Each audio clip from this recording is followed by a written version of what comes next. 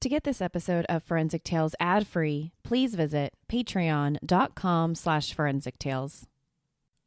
Forensic Tales discusses topics that some listeners may find disturbing. The contents of this episode may not be suitable for everyone.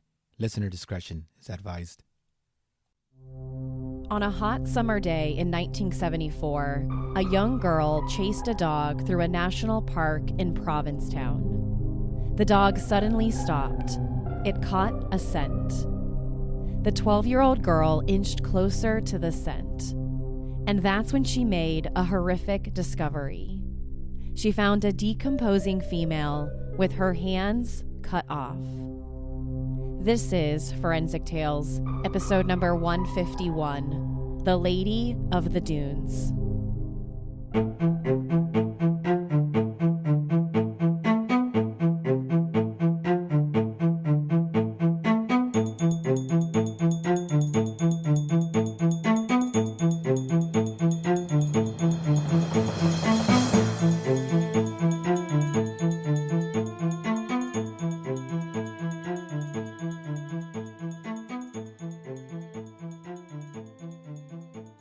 Welcome to Forensic Tales. I'm your host, Courtney Fretwell Areola. Forensic Tales is a weekly true crime podcast covering real, spine-tingling stories with a forensic science twist. Some cases have been solved with forensic science, while others have turned cold. Every remarkable story sends us a chilling reminder that not all stories have happy endings. As a one-woman show, your support helps me find new exciting cases, conduct in-depth, fact-based research, and produce and edit this weekly show. As a thank you for supporting my show, you'll get early ad-free access to weekly episodes, shout-outs in episodes, priority on case suggestions, and access to weekly bonus episodes. To support Forensic Tales, please visit us at patreon.com/Forensic Tales, or simply click the link in the show notes. You can also support the show by leaving a positive rating with a review. Now, let's get to this week's episode. On July 26, 1974, a woman's body was discovered in the dunes about a mile east of the Race Point Ranger Station inside Cape Cod National Seashore in Provincetown, Massachusetts. The Cape Cod National Seashore is a national park that offers 40 miles of sandy beaches, marshes, and ponds. It's home to diverse wildlife, unique lighthouses, and cultural landscapes. But on the morning of July 26, 1974, the national park became known for something that would haunt the area for decades. On July 26th, a 12-year-old girl chased a dog throughout the park. She followed the dog until it suddenly stopped. She watched as the dog sniffed around an area of the dunes and eventually wandered off. The girl wondered what caught the dog's attention, so she walked toward the dune. As she got closer, she thought she saw what looked like a dead deer laying in the dirt. It wasn't uncommon to find dead wildlife in the area. But the girl soon realized it wasn't a dead deer. Instead, it was the body of a badly decomposed woman. When the police arrived, they found the woman lying face down on a beach towel. The woman laid on only half of the beach towel, and underneath her head was a blue bandana and a pair of Wrangler denim jeans. Her body was discovered just yards away from the main road, and her body showed signs of significant animal and insect activity. Based on the level of decomposition and insect activity, the police believe the woman had been dead at least several days, if not longer. Two major aspects stuck out to the investigators. Number one was her hands. When they arrived, both hands were missing and part of her forearm. Number two was her head. Her head had been so badly beaten that it was nearly decapitated. The entire left side of her skull had been completely crushed. When investigators looked at the rest of the victim's body, they found no defensive wounds. So whoever this woman was didn't fight back. It also struck investigators that she was only lying on one part of the beach towel. It almost looked like someone had been lying down next to her at some point. The police weren't able to find much evidence around the body. They didn't find any type of murder weapon, and the only clues they found were 2 sets of footprints leading to her body and tire tracks about 50 yards away. Other than that, the scene was nearly empty. Whoever killed this woman was careful not to leave anything behind. When the body was taken to the medical examiner's office for an autopsy, the pathologist reported that the woman had died from blunt force trauma, and her manner of death was a homicide. The blunt force trauma to her head had nearly decapitated her. There were also signs that she might have been sexually assaulted post-mortem. Based on the level of decomposition, the pathologist theorized she was murdered anywhere from 10 days to 2 weeks before her discovery, and her last meal consisted of a burger and French fries. After investigators confirmed the woman had been murdered, the next step was to figure out who she was. Once identified, they could work backward to find her killer. But identifying her proved to be challenging. She didn't have any identification on her, and besides the beach towel, blue bandana, and pair of Wrangler denim jeans, the police didn't find any of her personal items. And since both of her hands had been removed, investigators couldn't take fingerprints to run through any database. The missing hands told investigators that whoever did this didn't want anyone finding out who this woman was. But before homicide detectives could focus on finding a suspect, they first needed to give this Jane Doe a name. Investigators dug through missing person reports to see if anyone had been reported missing in the area in the last several weeks, but nothing turned up. Investigators also canvassed the dunes looking for anyone who might have seen her in the area before she was killed, but again, nothing turned up. The Cape Cod National Seashore is 40 miles long. It's a place that constantly has people coming in and going out. It was also hard for the police to find witnesses because they weren't even sure what day she was murdered. Over the next several weeks, detectives put up bulletins and flyers. They read through a list of approved vehicles driven through the area, but nothing worked. This led investigators to believe that she might have been killed elsewhere and dumped at the site, but this was only a theory. Without an identity, the woman became known as the Lady of the Dunes. Investigators knew nothing about her except she was murdered inside Cape Cod National Seashore. The Lady of the Dunes was 5 feet 6 inches tall, weighed 145 pounds, and had an athletic body type. Inside her mouth, detectives noticed that she had some extensive dental work done. The work included several crowns worth anywhere from $5,000 up to $10,000. In 1974, dentists called this type of work the New York style of dental work. But besides the expensive crowns, investigators also noticed that some of her teeth were missing. This made them wonder if her killer had also removed some of her teeth, just like her hands, because teeth could have been another way for the police to identify her. Another thing that investigators had trouble doing was figuring out how old she was. Some of them believed that she could be anywhere from 25 to 40 years old, while others thought she could be much younger, like 20. And still, on the other end of the spectrum, they thought that she might be as old as 49 or 50. This led to some confusion because at the autopsy, the pathologist couldn't find anything during the autopsy to suggest how old she was. When police discovered her body, the Lady of the Dunes had long red hair pulled back in a ponytail by a gold-colored elastic hairband, and her toenails were painted pink. Over the next 3 months, detectives worked tirelessly trying to identify the Lady of the Dunes. They feared whoever killed her intentionally removed her hands and several teeth, trying to conceal her identity.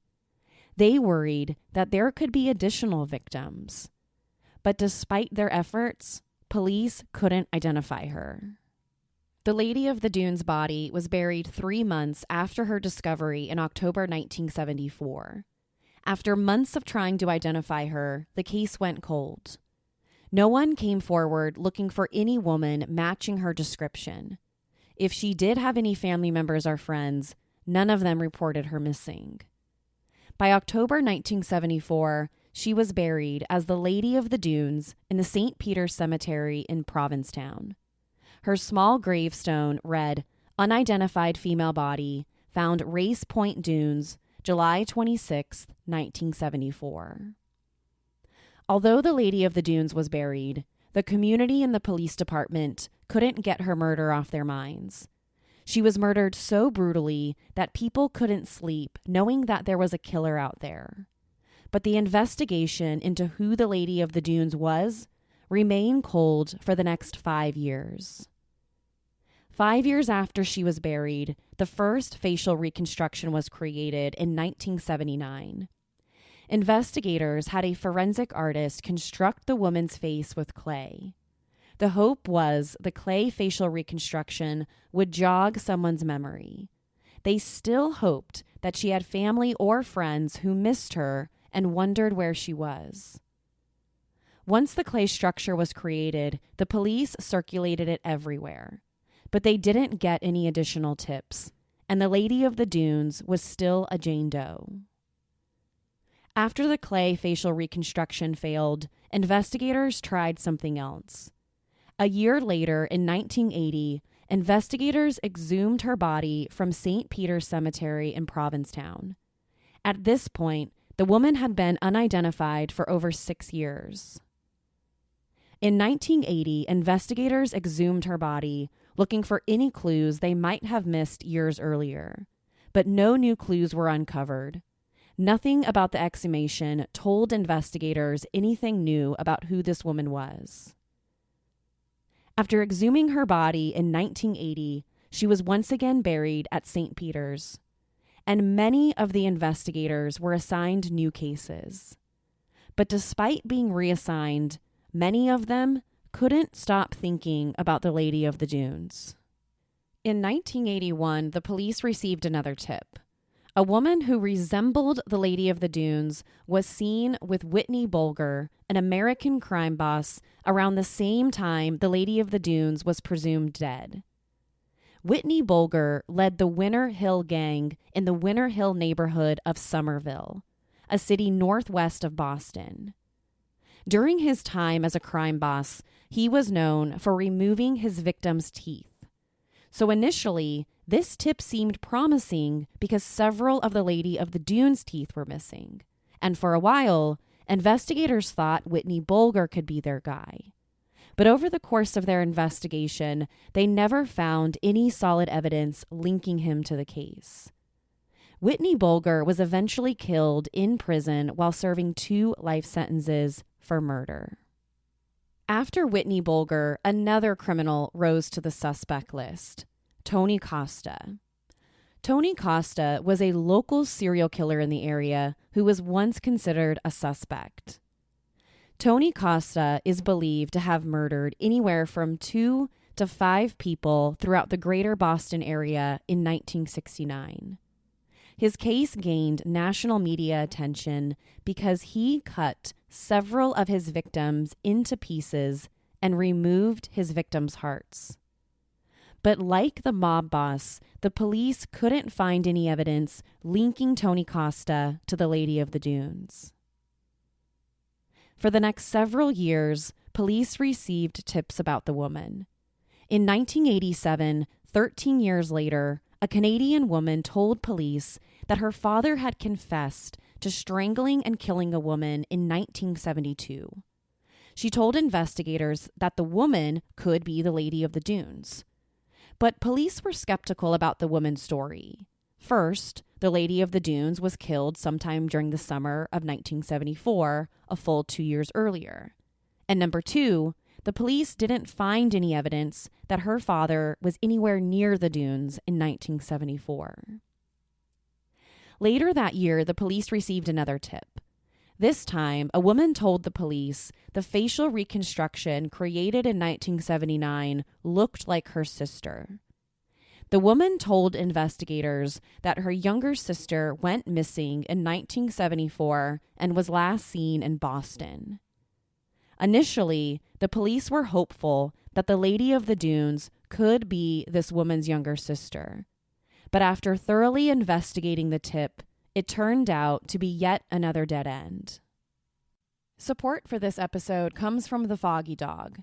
If you're looking for the perfect holiday gift for the pup who has it all, the Foggy Dog now offers personalization to make your gift even more special. You can embroider or engrave your dog's name on the Foggy Dog's high-quality collars, bandanas, and beds. Plus, they just launched new ID tags. I just got one for my golden retriever Kona, and it's so cute. You can shop happy knowing that your order provides a pound of food to rescue shelters. Shop the Foggy Dog today at thefoggydog.com. And don't forget to use my promo code FORENSIC to get 15% off your order. That's thefoggydog.com, promo code FORENSIC to save 15% off your order. A theory formulated that the Lady of the Dunes might be an escaped criminal named Rory Jean Kissinger. Rory Jean Kissinger fled her Pembroke, Massachusetts home when a police officer knocked on her front door to execute a traffic warrant. But before she could get far, she tripped over a rock, giving the police officer enough time to catch up to her. She was put in handcuffs, and the officer asked her why she was running away from a simple traffic warrant. Rory Jean Kissinger told the police officer that she had been sexually assaulted just minutes earlier and was trying to escape her attacker when he knocked on her front door. Once she calmed down, the officer took her to his house instead of taking her to the police station. He thought that she would be safe at his house away from this attacker and that they would call the authorities together to report the sexual assault. But when he brought her back to his house, things didn't go as planned. After Rory and the police officer got inside the house, she quickly turned off the lights and grabbed his service weapon. She then turned the lights on, pointed the gun at him, and said, "I'm sorry, but I have to kill you." The two fought over the gun, and after the altercation was over, the officer took the weapon away from her and finally put her in handcuffs. Rory was then taken straight to the hospital for a sexual assault kit to be performed. But when other police officers went into the room and questioned her at the hospital, her story changed. Originally, she said there was an attacker at her house when the police officer got there, and that's why she was running away. But now, at the hospital, she told the officers that the cop who showed up at her door to execute the traffic warrant was the person who assaulted her. It was the cop. But this story didn't seem to make much sense to them. So after the hospital performed the sexual assault kit, Rory was transported to the Plymouth County Jail. Once she was in custody, she was charged with 2 counts of assault and attempted murder. This was for stealing the first police officer's service weapon and threatening to kill him. If convicted of these charges, she was facing several decades behind bars. But Rory Jean Kissinger wouldn't be in jail long. On May 26, 1973, Rory escaped from the Plymouth County Jail. She sawed off the bars on her cell's window using a hacksaw that someone smuggled into the jail for her. Then she created a rope for climbing down the building using her bed sheets. Once she reached the ground outside of the jail, a car was already there waiting for her, and the two drove off together. Rory Jean Kissinger was never seen again. For many years, people wondered if the Lady of the Dunes could be her.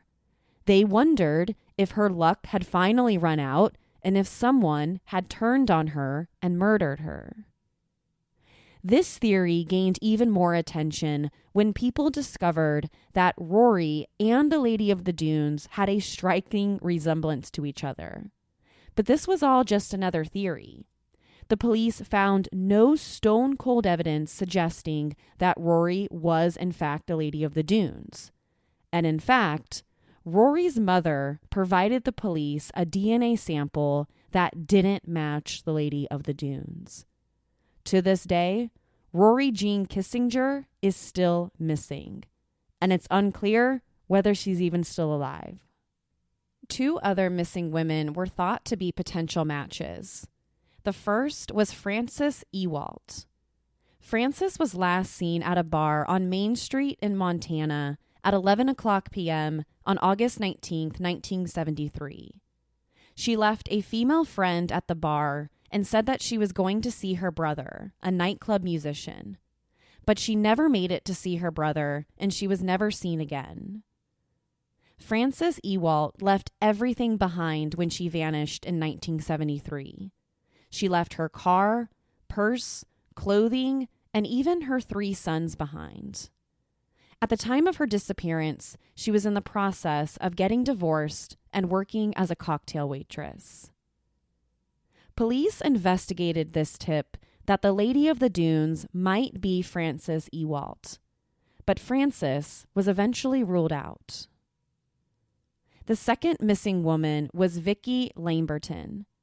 Vicki Lamberton was a 24-year-old woman getting a master's degree in psychology at Assumption College in 1974.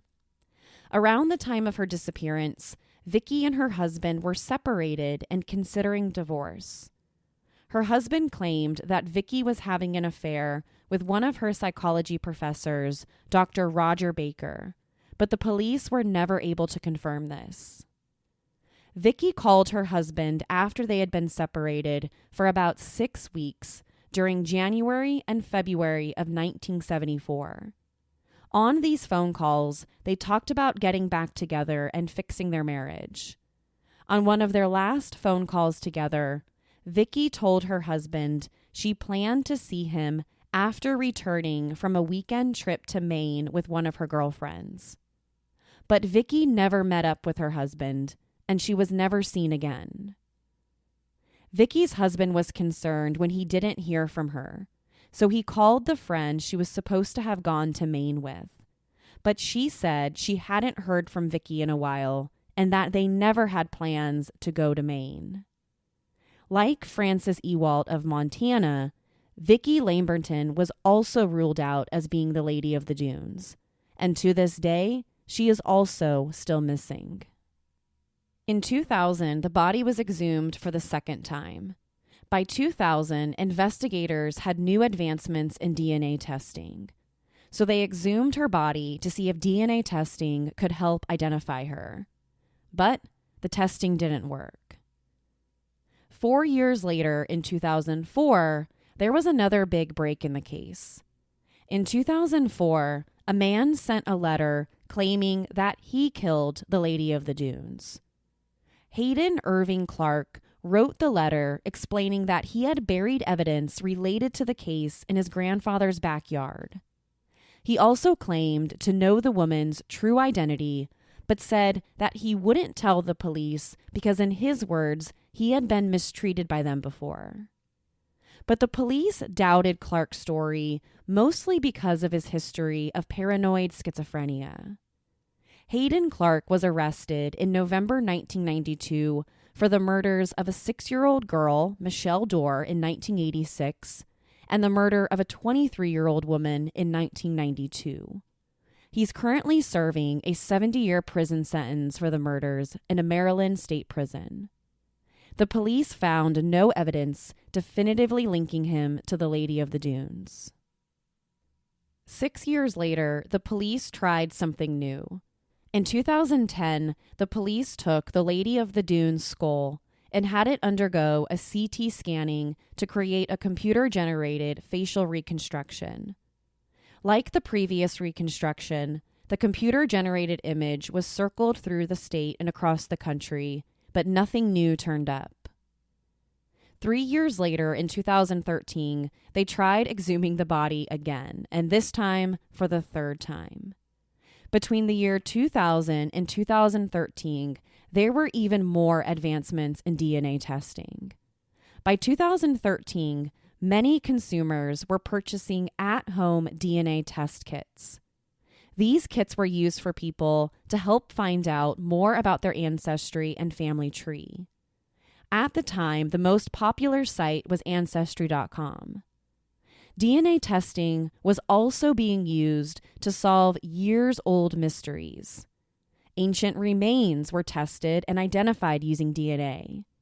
So by 2013, investigators hoped these advancements could identify her. But, like so many of the other previous attempts, it didn't work. In August 2015, one of the most popular theories about the Lady of the Dunes emerged. In 2015, people speculated that the woman may have been an extra in the 4th of July beach scene in the famous movie Jaws. This was one of the movie's biggest scenes. This is where everyone is seen swimming in the ocean when Jaws attacked. In one part of the scene, an extra in the film looks a lot like the Lady of the Dunes. She's wearing blue denim jeans, a white t-shirt, and a purple-blue colored beanie. People also thought it could be her because the movie was filmed on Martha's Vineyard in 1974, so the same year she was killed, and about 100 miles away from where the Lady of the Dunes' body was discovered. Now, this might have been one of the most popular theories over the years, but it wasn't true either. The female extra had nothing to do with the case. By early 2020, skeletal remains of the Lady of the Dunes were sent to a private lab, Othram Inc. Othram Inc. is a private lab based in Texas that specializes in forensic genealogy. Their company's mission is to solve murders, disappearances, and identify previously unidentified decedents or murder victims. Othram operates by combining advanced DNA testing and traditional genealogy. Most of the cases that Othram works on are funded by either donors or crowdsourcing. Each case can cost the company over $5,000 to conduct the proper advanced DNA testing used to solve the case or identify the individual. In early 2020, cold case investigators sent the Lady of the Dunes remains to Othram to see if advanced testing could be done on them. It had been almost 5 decades, so they weren't sure there was even enough DNA to be tested. But Othram obtained the funding and agreed to test the remains to see what they could find. For the next several months, Othram tested the skeletal remains. Then finally, they could pull enough DNA from the remains to be tested. One of the greatest strengths of this particular lab is its ability to test even the tiniest amounts of DNA. And they can also test DNA samples that are incredibly degraded and still get accurate results. In this case, the condition of the Lady of the Dunes' body was terrible under any circumstances. Various chemical treatments from past attempts to extract forensic evidence from the remains had severely degraded the remaining parts of her body. But Othram Inc. eventually found a usable sample despite the chemical damage. Once Othram generated a DNA profile of the woman, they used genealogy to identify distant relatives. After months of testing, Othram finally reported to police that they found a match. In October 2022, the Lady of the Dunes was finally identified after 5 decades. The announcement served as the conclusion to the oldest unidentified homicide victim case in the state's history. On October 31st, 2022, the woman was identified as 37-year-old Ruth Marie Terry. Before she became known as the Lady of the Dunes, Ruth Marie Terry was born in Tennessee on September 8, 1936. At the time she was murdered, she was 37 years old. She was also a daughter, sister, aunt, wife, and mother. Although she was born in Tennessee, throughout her life, she had connections and ties to Michigan, Massachusetts, and California. When the FBI announced that Ruth Terry was the Lady of the Dunes, they didn't provide any other details. They didn't mention any possible suspects in her murder or any details about how or why she was in the dunes that summer of 1974. They only announced that she had finally been identified through forensic genealogy, the same method that's been used to identify over 150 criminals across the country, and most notably, the Golden State Killer. 2 days after the FBI announced her identity, the state police made a second announcement on November 2nd, 2022. The state police asked for any information about Ruth Marie Terry's husband, Guy Rockwell. At the time of her murder, Ruth and Guy were married. The two married several months before in February 1974. So naturally, the police wanted to speak with him to find out what he knew about her murder. But unfortunately, the Massachusetts State Police quickly learned they wouldn't get an opportunity to talk to him. Ruth's husband, Guy Rockwell, had passed away years earlier on March 14th, 2002, 2 decades before her identification. Although investigators can't speak with him directly, they're working on uncovering as much as possible about their relationship. Both Ruth and her husband, Guy, went by several names and aliases over the years. Guy Rockwell used the name Raoul Guy Rockwell and Guy Mulvedin Rockwell. Ruth was also known by Terry Marie Vinzina and Terry Shannon. Investigators don't know everything about Guy Rockwell, but here's what they know so far. He was born in 1923. He grew up splitting his time between Switzerland and the United States. He lived in Switzerland, New York, and Connecticut throughout his childhood. Then as a young adult, he moved to New York and worked as a professor at the Academy of Dramatic Arts. While living in New York, Guy Rockwell met and married his first wife, Jolene Loop. After they married, they moved to the Northwest, where Guy got a job in Seattle, Washington at a furniture store. They then purchased and owned an antique shop of their own. Guy and Jolene were married for 10 years until they divorced. She died in January 2002, just 2 months before Guy Rockwell died. After they divorced, he married his second wife, Manzi Ryan. Manzi had a teenage daughter from a previous relationship, so Guy became the daughter's stepfather. But Manzi and Guy weren't married long. In 1960, Manzi and her 18-year-old adult daughter disappeared on April Fool's Day. The police searched for them for months, but they didn't turn up. A few months later, in July 1960, Guy Rockwell filed for divorce from Manzi, despite her still being missing. In his divorce paperwork, Guy cited that Manzi had deserted him, which gave him grounds for a divorce. Within days of divorcing his second wife, who was still missing, Guy married his third wife, Evelyn Emerson. While Guy remarried, the police were still looking for Manzi and her daughter. Their search brought them back to Guy's house, which he shared with Manzi. When investigators searched a septic tank located on his property, they found several small pieces of human tissue inside the septic tank. At the time, the police could only determine they were human tissues. They couldn't determine if the remains belonged to Manzi or her daughter. But when the police went to question Guy about it, he was nowhere to be found. The police eventually tracked him down in December 1960. He was arrested by the FBI in Brooklyn, New York, and he was charged with unlawful flight to avoid giving testimony relating to mutilation of human remains. The FBI questioned him about the murders, but he was never charged in connection with their presumed murders. Guy's second wife and stepdaughter were never seen alive again.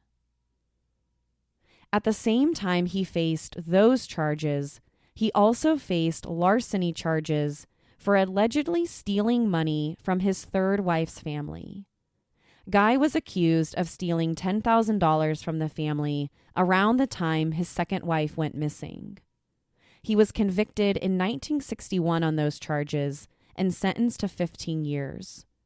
But in March 1962, a judge suspended the 15-year prison sentence with the condition that Guy repays the money back. By 1970, Guy moved on from his third wife, Evelyn Emerson, and by February 1974, he met and married 37-year-old Ruth Marie Terry, formerly known as the Lady of the Dunes. Little is known about Ruth's life before marrying Guy Rockwell, except that she was born in Tennessee and married once before. While Ruth remained unidentified for decades, Guy Rockwell continued with his life. He never reported her missing and was never questioned by the police. He was never questioned because, for 5 decades, the police had no idea who the Lady of the Dunes even was. After Ruth was murdered, Guy moved to the West Coast, where he started his life over once again. He remarried. He married a woman named Phyllis Roper, who was listed as his widow in his 2002 obituary. Phyllis Roper died last year in 2021. Now that the Lady of the Dunes has finally been identified through genetic genealogy, the FBI is asking for any information about her death and her husband, Guy Rockwell. The FBI hopes that additional information can help them piece together what happened to Ruth and determine if Guy Rockwell, her husband, had anything to do with it. According to an article by the Cape Cod Times, the Barnstable County Registry of Deeds records show that Guy's father, Albert, sold 16 Provincetown properties between 1950 and 1956. The documents also show he purchased 2 properties in Provincetown in 1948 and 1950. These records are important because these records suggest that Guy and his father had a connection to Provincetown, Massachusetts. And if so, that would explain why Ruth's body was discovered there. The FBI hasn't confirmed if Guy is considered a suspect in Ruth's murder. Massachusetts State Police, the Cape and Island District Attorney's Office, and the Provincetown Police Department are asking anyone with information about Guy Rockwell or Ruth Terry to contact 1-800-CAPTURE. You can also send a text to 226-787 or send an email to msptips@pol.state.ma.us. The Lady of the Dunes may have been finally identified through genetic genealogy. However, there is still a lot of investigating left to figure out exactly what happened to her and who was responsible for her murder almost 5 decades ago. To share your thoughts on the Lady of the Dunes story, be sure to follow the show on Instagram and Facebook. To find out what I think about the case, sign up to become a patron at patreon.com/forensictales. After each episode, I release a bonus episode where I share my personal thoughts and opinions about the case. You'll want to check this one out because I'm going to share what I think happened to her. Don't forget to subscribe to Forensic Tales so you don't miss an episode. We release a new episode every Monday. If you love the show, consider leaving us a positive review or tell friends and family about us. You can also help support the show through Patreon. Thank you so much for joining me this week. Please join me next week. We'll have a brand new case and a brand new story to talk about. Until then, remember, not all stories have happy endings. Forensic Tales is a Rockefeller audio production. The show is written and produced by me, Courtney Fretwell Areola. For a small monthly contribution, you can help create new compelling cases for the show, help fund research, and assist with production and editing costs. For supporting the show, you'll become one of the first to listen to new ad-free episodes and snag exclusive show merchandise not available anywhere else. To learn about how you can support the show, head over to our Patreon page, patreon.com/forensictales, or simply click the support link in the show notes. You can also support the show by leaving a positive review or telling friends and family about us. Forensic Tales is a podcast made possible by our Patreon producers, Tony A., Nicole L., David B., Nicole G., Paula G., Christine B., Karen D., Sherry A., Elizabeth M., Michael D., Lisa S., and Nicola. If you'd like to become a producer of the show, head over to our Patreon page or send me an email at courtney@forensictales.com to find out how you can become involved. For a complete list of sources used in this episode, please visit forensictales.com. Thank you for listening. I'll see you next week. Until then, remember, not all stories have happy endings.